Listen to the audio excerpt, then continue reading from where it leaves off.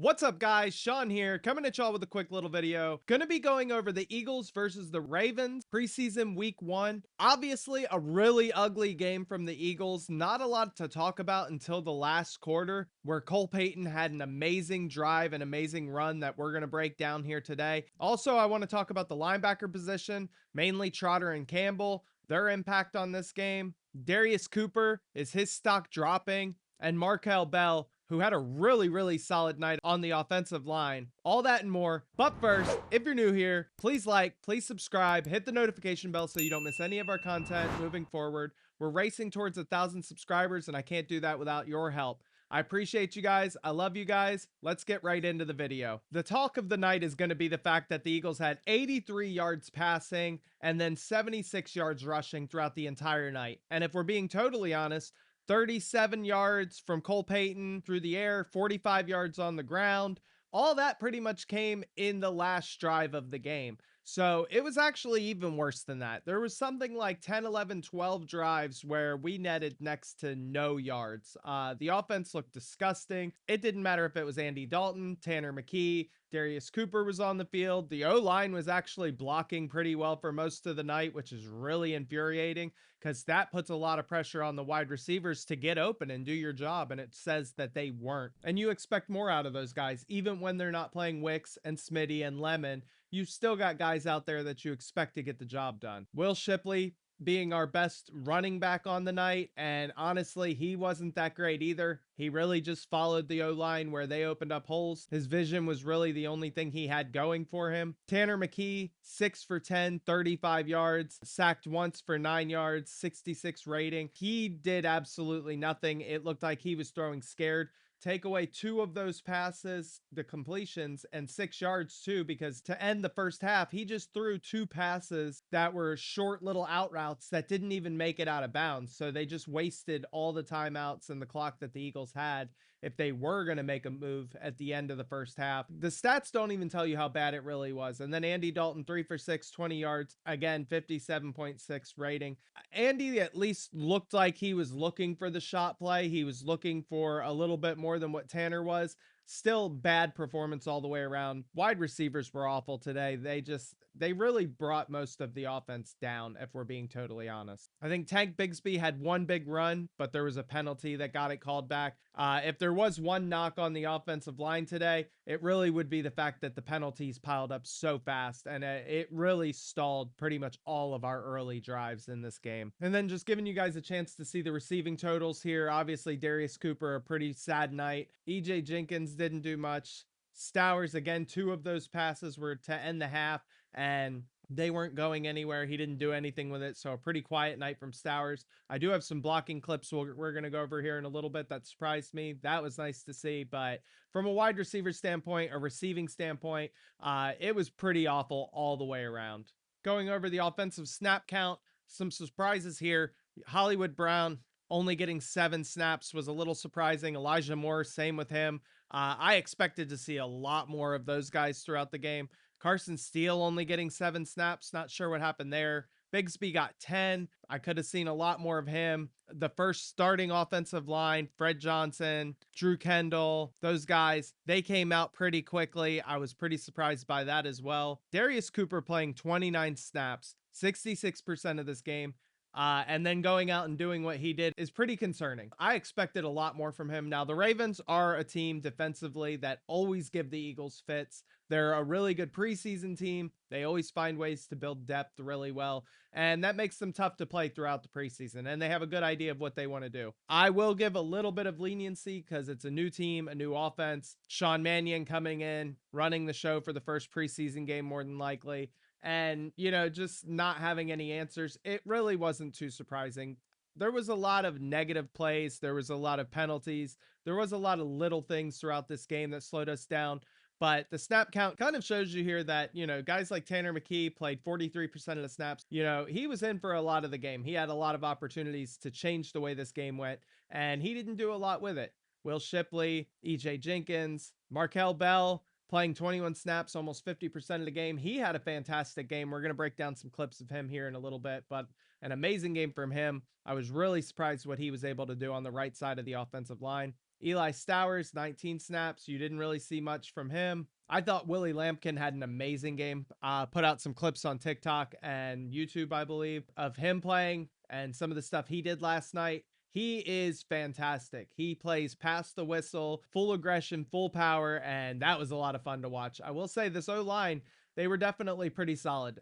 Going back and watching them, not perfect, penalties, stuff like that kind of added up. But for the most part, most of these guys did a really good job last night. A little something from Nick Sirianni here said Jihad Campbell was the only starter who played because he didn't have a lot of reps last year. He did have a lot of reps last year. N'Kobe Dean just kind of took things over. It wasn't like he was unhealthy or anything. Jihad Campbell did have a pretty good game, though. Couple little mistakes early, but once he settled in, he looked great. Marcus Epps not playing. They basically called him an old man.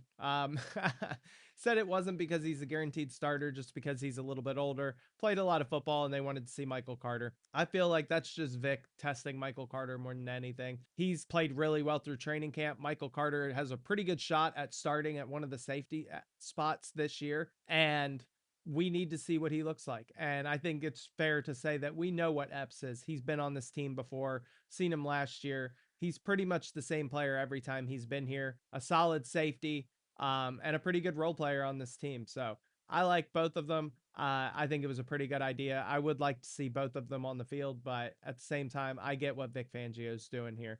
All right, so I want to shout out Fran Duffy, his clips that he's putting out here on X, giving us great insight on some of the players, what they were able to do last night, and just so you guys can see individually how some of these guys played. And Markel Bell, as Fran says here, we got to see one clean pass pro snap for the Eagles rookie tackle Markel Bell versus Ravens second rounder Mike Green. You can see here, Mike Green tries to get around the corner. He knows that Bell is a large human. The best way to beat him is going to be to go around the long way around. Try and use your speed to your advantage if you're green and get where you need to be. Markel Bell does perfect. Just keep putting hands on him. Keep putting hands on him. Keep pushing him away, pushing him away. This is exactly how you would watch Lane Johnson do it and some of the other big guys in the NFL. They just keep hands on him. Just push him around the corner. Don't ever let him get in a straight line with the quarterback. And this is fantastic to see. Our third round tackle versus second rounder who's expected to have a lot of playing time this year and is going to have a chance to do big things this year. You know, seeing Markel Bell hold his own like that throughout this game was great to watch. It gives us a ton of optimism going into next year, knowing we're not going to have Lane Johnson. And as a rookie, Bell is already playing like this. So just exciting to watch. I can't wait to see his development. I think he's just going to get better and better. We're going to have more clips of him here coming up. Again, here, Fran points out notable blocking reps for rookie tight end Eli Stowers, including a penalty on the first snap. Still work to do in this department as he continues to develop as a receiver. So right here, you're watching 87. Gets him up, gets him down. There's a penalty here, but this is honestly a great snap. And that's exactly what we're looking for. You know, Stowers does not have to be George Kittle or Dallas Goedert or one of the elite blocking tight ends in the NFL. He just has to be serviceable. You know, Zach Ertz was not the greatest blocking tight end early in his career, and he was serviceable. You know, we were able to put him on the O line and we weren't really worried about him. Now, size difference, stuff like that, yes, but just a great rep here, you know, staying in front of him, staying on top of him. And, you know, I think they did call him for the hold here. I'm not 100% sure, but I feel like he was inside on the pads. I feel like that was a pretty good rep. You know, all things considered, even if he is holding, I just love to see the effort. Now here on the second one, you're watching 87 on the left-hand side of your screen, coming across, hitting number 45. You want to see him come across and smack 45. He needs to drive 45. The way he got on the guy in the first one that we just watched, that's how he needs to get on this guy. If he comes across the field and he just lays a hit on 45, it's going to create just that little bit of space. Now, what I will say here is the running back could have slowed his pace down, could have cut it outside, but the play is meant to go in that gap. And 87's got to be better. But it is a good look. He's not as bad as we thought he was. I don't think it's going to be as hard to develop him into a blocker as some people think it will be. I think we still have a good chance of him coming out and making a pretty good impact this year. This one's a little harder to see. He comes up and he hits number 49. I'll let it play once or twice so you guys can really check it out. But he's lined up kind of inside, tackle follows behind him. He does his job here. Now, he doesn't get hands on him and get to him as quick as you would like, 49 has a chance to kind of read the gap and he chooses wrong, but another good run blocking snap here. I think this is all stuff that Stowers can build on, and it just shows that he's probably going to be fine in that department moving forward. He didn't have an opportunity to do it much in college, so you expect that with time, he can only get better. He's only going to get better in this department. So, really encouraging to see, and hopefully he just continues to build on this. So, he doesn't hold on to guys as much as you would like. He delivers a really good double team here, and gets his guy in a position to where he can't make the play on the running back, but you really want to see him lock this guy up. Just shield him outside. Use your body to turn that guy away from the play. He's staying too much towards the goalpost and he's not allowing himself to move enough. Once he kind of learns how to use his body to shield the defender from the running back and vice versa, he'll get better. It's just he's a little stiff right now. You can definitely tell he hasn't done it a lot, but a serviceable double team here. Running back's able to get to the second level. Again, called back by penalty, but that was kind of the name of the game all night tonight. So we won't let that bother us. Stowers definitely showing that there's development to be had here. I think he'll only get better at this point. So here you see Jahad Campbell calling out the play before it ever even happens. Unbelievable just vision and awareness right here. So Jahad Campbell here, another one from Fran Duffy. He calls the play out before it happens. Trotter doesn't really have time to realize what's happening. You see, he gets stuck in the mud and he ends up giving up the open play. But Jahad Campbell knows exactly what's coming here. And when it's him and Zach Bond, you have to know that Bond is never going to let that happen. That's not going down. That's going to end up being an interception, a tackle for loss, a fumble, or the quarterback's just going to have to throw it away. So unbelievable from Jahad Campbell here. That was a great play. Great call. He just knew exactly what was coming, and him and Keely Ringo were all over that guy. And had Trotter been on his man, Campbell would have been able to peel off, attack the quarterback, and it would have just killed the play right then and there because obviously their guy was doubled already. The guy above him was doubled. So everybody but Trotter here did their job. One of the few plays where Trotter wasn't really where he needed to be, but it just shows you Trotter's so good in the run game. He's so alert to the run game. We just need to see him clean up some of the past stuff like this right here. But other than this, Trotter had a great night. I was really happy with what I seen from him for the most part. All right, you got another Markel Bell snap here against a big, mean Ravens defensive tackle, Aeneas Peebles. Right here, if you watch him, he's on the slight left of the offensive line from where the quarterback's lined up, number 72. He takes number 90 and just drives them around.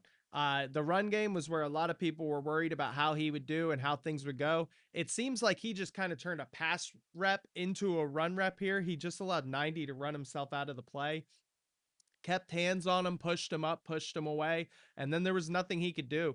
Markel Bell had an amazing night last night. Snaps like this are very, very encouraging for what he's going to be able to do this year and next year as he moves into a starting role on this team. All right, here again, we're going to shout out Fran Duffy. We got some plays from Willie Lampkin. He's lined up right here on the slight left of the quarterback at the guard position.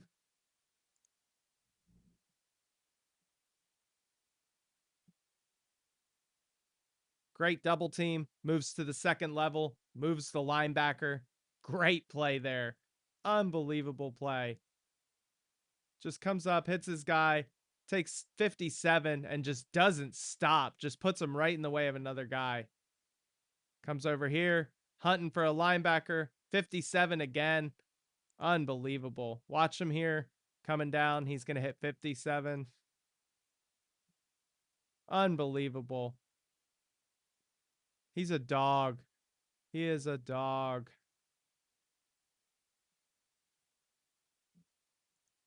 57 probably thought that like Willie Lampkin had beef with him or something because this matchup just, it's not even fair. And just keeps driving. He just doesn't stop.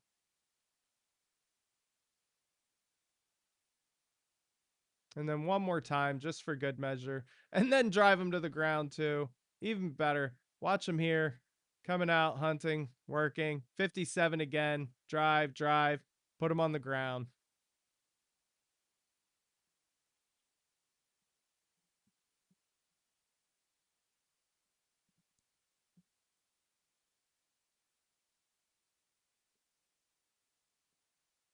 So just some of the clips there from what the guys were able to do. An unbelievable night. All right, now breaking away from the film a little bit. Obviously Darius Cooper just didn't have a really good night. Kind of a bummer there. We were expecting a lot more out of him, and all in all, it just wasn't a good enough night from him. I do expect him to get better. I do expect him to have better nights. There were a lot of people that played really bad, mostly quarterbacks, skill players.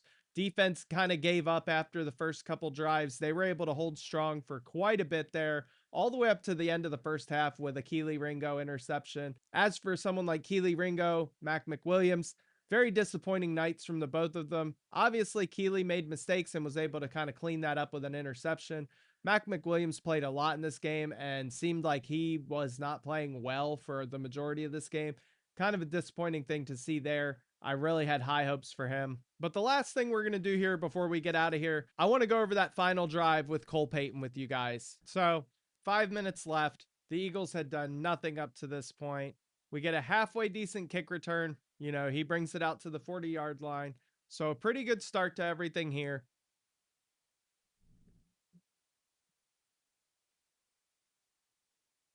Unbelievable scramble though. He came out and he was ready to run. So Cole Payton comes out. We're going to see a lot of him using his legs, a couple passes here and there, including the touchdown at the end. But Cole Payton kind of decided on his own that, you know what, we're not going out like this. There's no way I'm going to be a part of a shutout. I'm not attaching my name to a shutout. And kind of just decided that he was going to do it all on his own.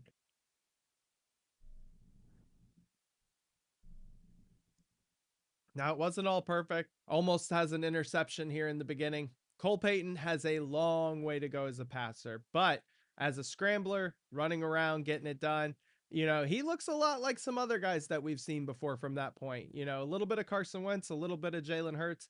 Obviously, not the passer that those guys were, but as a backup quarterback, Cole Payton definitely showed here that he is a way better scheme fit and makes a lot more sense running the plays that we're going to ask from a backup quarterback than a Tanner McKee or an Andy Dalton.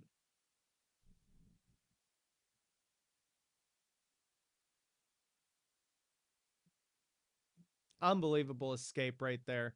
That was a really, really awesome play.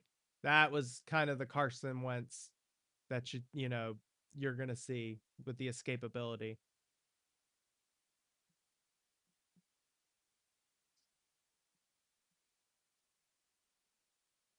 Had some really, really good runs. Gets it up here close to the goal line. I believe there's a flag that brings this back.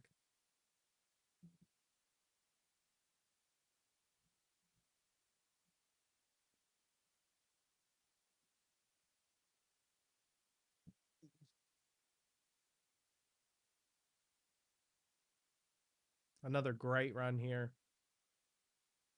Brings it right back up to the 5 yard line where it was before, 6 yard line ish. Great awareness, knowing where guys are, get it out, turn your hips. Nice floating pass right to the back of the end zone. Watch it one more time here. Just unbelievable play here. You know, this really shows you what Cole Payton could be at his absolute peak. The escapability, very much like Jalen Hurts, getting out, getting someone open because you use your legs. You gave them a little bit of time to drag the route out a little longer, lose the defender. And these are the kind of plays that are going to win you games. If you're a backup in this system, the Jalen Hurts system, this is how you're going to have to play because sometimes this is what it takes to get things done. Now, obviously, Cole Payton's playing with the backup of the backup O line, bottom of the roster, wide receivers, running backs, stuff like that. So it just makes all of this that much more impressive that he's able to pull it off because this play here gives me Jalen Hurts to Greg Ward vibes against the Green Bay Packers when they finally benched Carson Wentz and Jalen came in for the first time. That's what this gave me vibes of. This obviously he's not going to take Jalen Hurts' spot, but that's how I felt watching Andy Dalton and Tanner McKee. This right here was Cole Payton telling the backup quarterbacks, "Hey, this is my job now. Y'all can take a break." Just immediately diagnoses the pressure, kicks it out to the right, has to turn his hips, and just floats it right to the back. And the touch on the pass is just that much more impressive. It just makes all of this that much more impressive. I just wanted to go over that last drive real quick with you guys. I thought it was really, really impressive after the game that had been played up to that point. After watching Tanner McKee, Andy Dalton, a lot of the twos and the threes just stink everything up. To see Cole Payton come out with the bottom of our roster and put together one good drive. Was it perfect? No, he almost threw an interception. The tight end almost tipped the ball there at the very end and, could have cost them a touchdown, which very well could have, meant we got shut out at the end of the game. So it was not perfect. You would like to see the first read come open. You would like to see running the ball a little bit better throughout the game. But, obviously it's the first preseason game. It's the Ravens. They play good preseason football, and you're always going to get their best. And they kick our ass every year. I don't know why I'm surprised. I did expect to see a lot more out of this team, but still some good performances. Cole Payton, Markel Bell, Jahad Campbell, Jeremiah Trotter, Willie Lampkin, Drew Kendall, Fred Johnson. A lot of guys had a really good game. A lot of guys had really good games. Like I said, penalties here and there on the offensive line. So, take all that with a grain of salt. But for the most part, the offensive line played well early on. And you did have some guys that played pretty well throughout this game. It's just a shame that we couldn't put together more. So I'm going to be watching the coaching staff. I'm going to be watching the schemes and what we do moving into week 2 of the preseason and week 3 of the preseason. Hopefully, we open things up a little more. We show a little more. We do a little more. I want to see some more guys get some playing time on the field, too, because if our backups look this rusty going into things, I can only imagine what our starters look like right now. So I love you guys. I appreciate you guys. I know this was a long one, but I thank you for sticking through to the end. But that's pretty much it for me, guys. I love y'all. I appreciate y'all. I'll catch you in the next one.